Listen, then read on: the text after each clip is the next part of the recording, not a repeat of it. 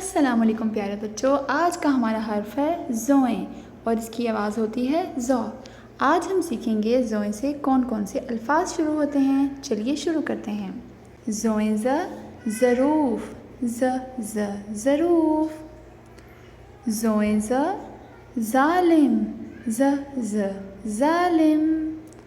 ज़ोए ज़ ज़ोहर, ज़ोहर। ज़ोए ज़ ज़हूर, ज़हूर।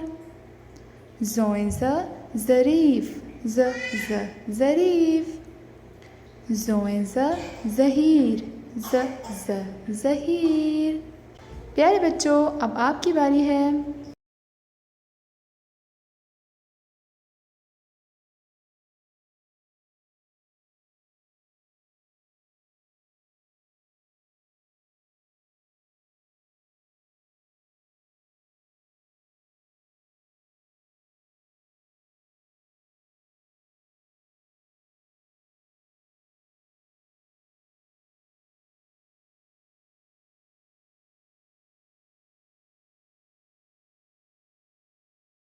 बहुत खूब, मिलते हैं नेक्स्ट वीडियो में एक नए हर्फ के साथ। तब तक के लिए अल्लाह हाफ़िज़।